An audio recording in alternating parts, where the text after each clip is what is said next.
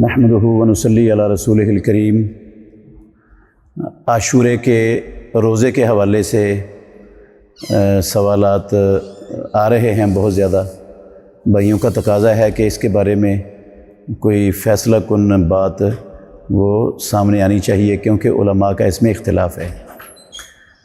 اس بات میں کوئی شک نہیں ہے کہ عاشورے کا روزہ اسلام میں بہت بڑی اہمیت کا حامل ہے، اور یہ دن بھی اہمیت کا حامل ہے۔ اسلام کی آمد سے قبل بھی اہل مکہ، مشرکین مکہ، جاہلیت والے، وہ بھی 10 محرم کا عاشورے کا احترام کرتے تھے۔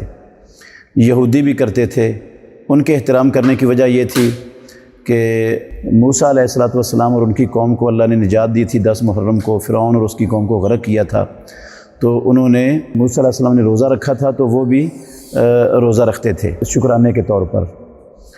تو رسول مکرم صلی اللہ علیہ وسلم جب ہجرت کر کے مدینہ طیبہ آئے تو آپ نے آ کر روزہ رکھنے کا حکم دیا اور خود بھی روزہ رکھا۔ یہ فرض ہو گیا۔ پھر دوسری ہجری میں جب رمضان فرض ہوا تو اس روزے کی فرضیت ختم ہو گئی۔ رسول اللہ صلی اللہ علیہ وسلم رکھتے رہے۔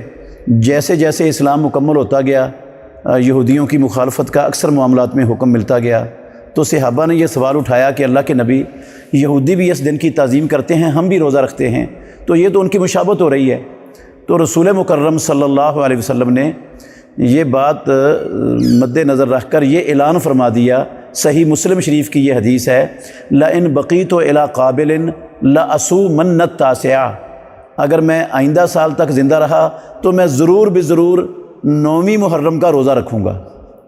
اب رسول مکرم صلی اللہ علیہ وآلہ وسلم کا یہ فرمان صریح نص ہے کہ پیارے پیغمبر نے 9ویں محرم کے روزے رکھنے کا اعلان فرما دیا ہے۔ ایک ہے اللہ کے نبی کے صریح واضح الفاظ، اور ایک ہے ہمارا خود بعض علماء کا اپنا مطلب جو ہم نکال لیتے ہیں رسول اللہ صلی اللہ علیہ وسلم کے الفاظ کے بعد۔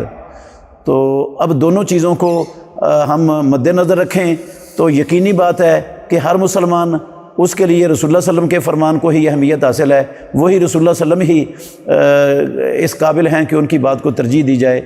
تو رسول مکرم صلی اللہ علیہ وسلم یقیناً ہم سب سے زیادہ عربی سمجھنے والے تھے، عربی جاننے والے تھے، عربی بولنے والے تھے۔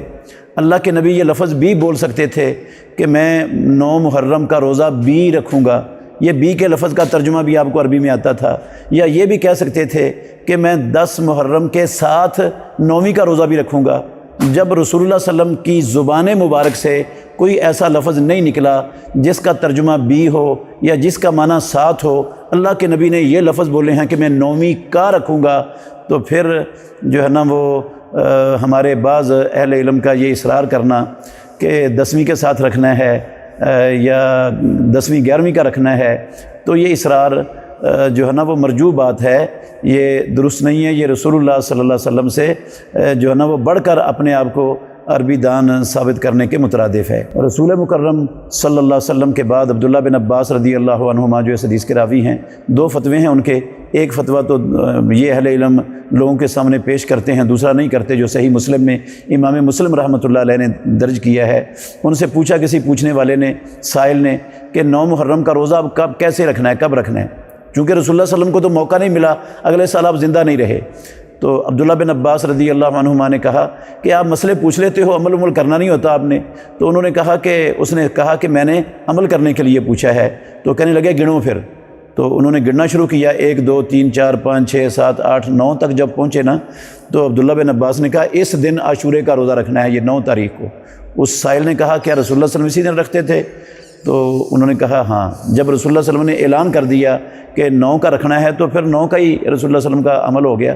اس کے بعد تو وہ موقع ملتا تو آپ نے 9 کا ہی رکھنا تھا۔ اور جس روایت میں یہ لفظ ہیں کہ یہودیوں کی مخالفت کرو، ایک دن پہلے یا ایک دن بعد میں رکھو، وہ روایت مسند احمد کی سندن ضعیف ہے۔ اس کی سند میں محمد بن عبد الرحمن بن ابی لیلہ راوی ہیں جو ضعیف ہیں، جس کی بنا پر وہ روایت قابل حجت اور قابل اعتبار نہیں ہے۔